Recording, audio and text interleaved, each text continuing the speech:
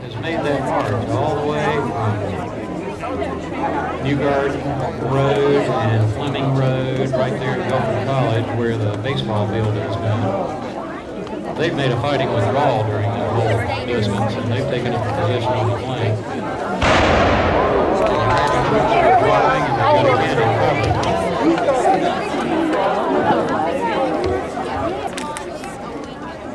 Now I want you to notice the amount of smoke that is hanging in the woods from 2 cannon shots. I believe we're experiencing the first. This will be the first line cannon. The American guns were up closer to where the first line is on the National Park map.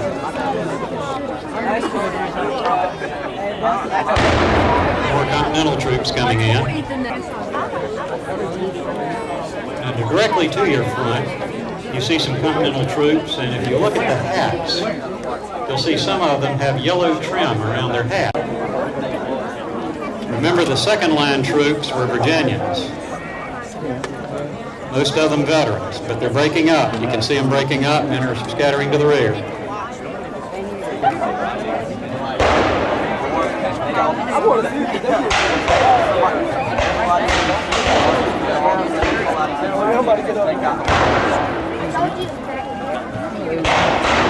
Hard to tell what regiment they've gotten intermittent.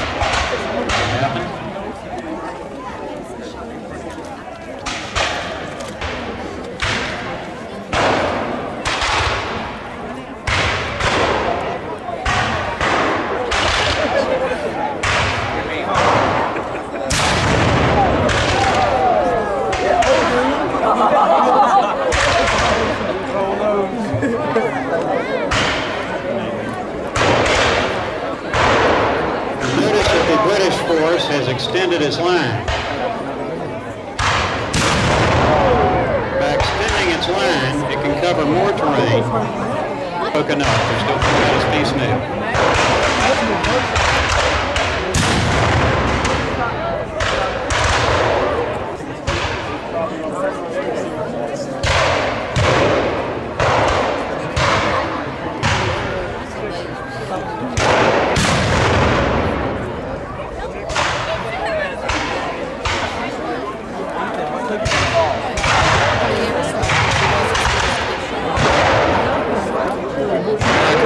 Down in the bottom of the draw are pretty good fight. Continuing losing.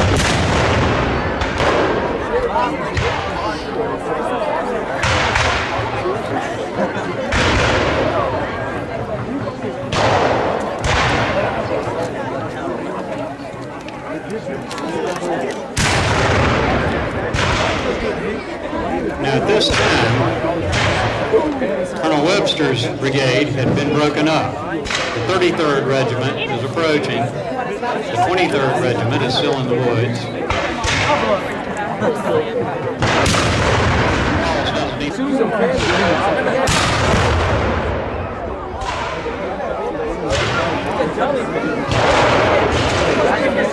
Line troops withdrawing. Get down.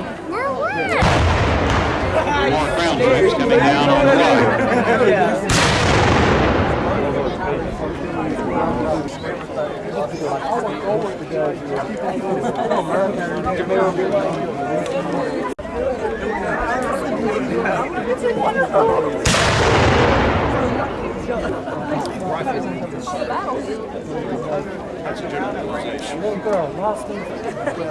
You can still see a lot of movement of horses in the woods where the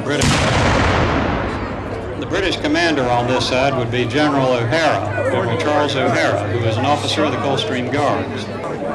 Is coming through the woods. That was the huzzah you heard. It would appear that General Greene's plan is working.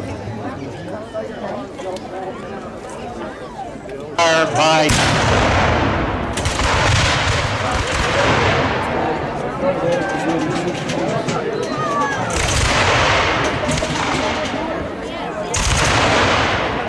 Fire by company is a good tactic. He's going to send a man.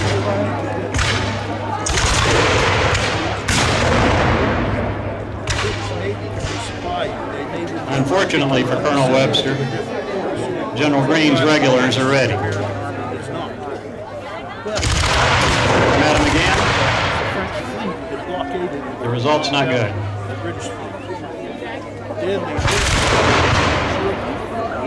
They faced not only the 1st Maryland, but also a 6-pounder cannon. And they paid for it. One of the finest in the British Army, and they've held the day.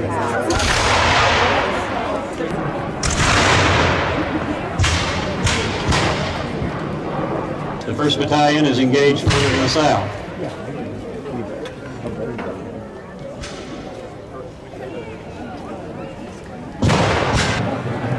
And they decide to live to fight another day.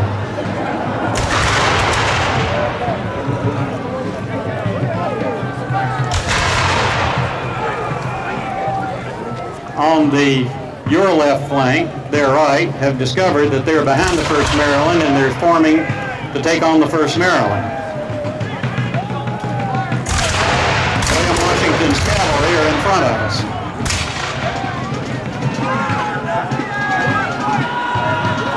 Here comes the 23rd. Here comes the 23rd.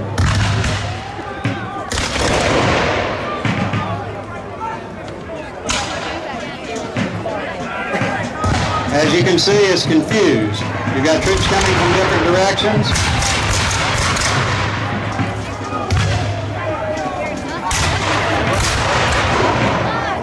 The 1st Maryland is redeployed.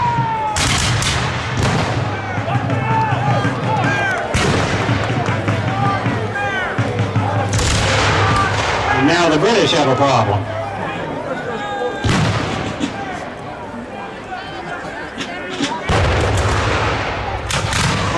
Has ordered his cannon to fire into the cavalry. Notice that the cannon was firing into the cavalry.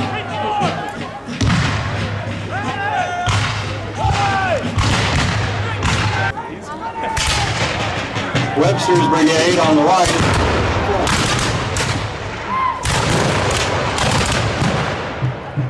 To show that there are times when literally the men's musket barrels were hitting each other as they fired. If you look to your left, you'll see some men in green uniform engaging the cavalry. Those are Hessian Jaegers, professional huntsmen. The 23rd coming at him from one angle, the guards at the other. They're trying to make a strategic wall.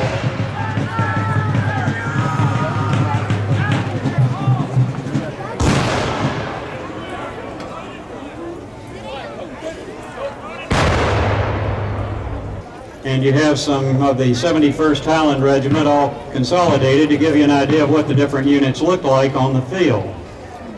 Cornwallis won the day. By the standards of later battles and fights, this wasn't a huge battle.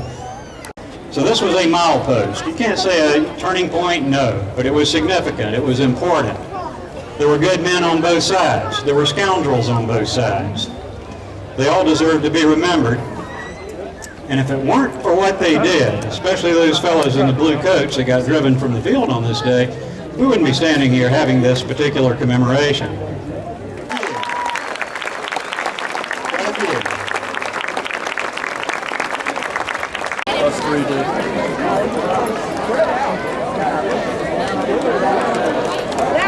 They got ambushed and fell back.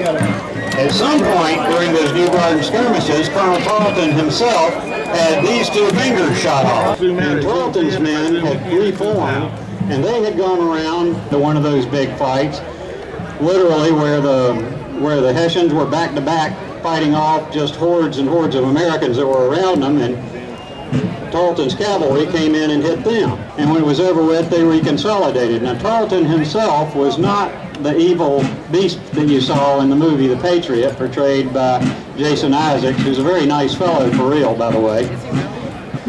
But the bottom line is, Tarleton was not the butcher that he was portrayed to be. After the war, he survived it. He went back home to England. He became a member of Parliament from the town of Liverpool. where he again got criticized because Liverpool happened to be a port. Although England was outlawing slavery, that's where a lot of slave ships operated out of, and Tarleton was a very vocal supporter of the slave trade. But the main reason that it started was because, well, now there's a lot of this that you're not going to get out of a book, but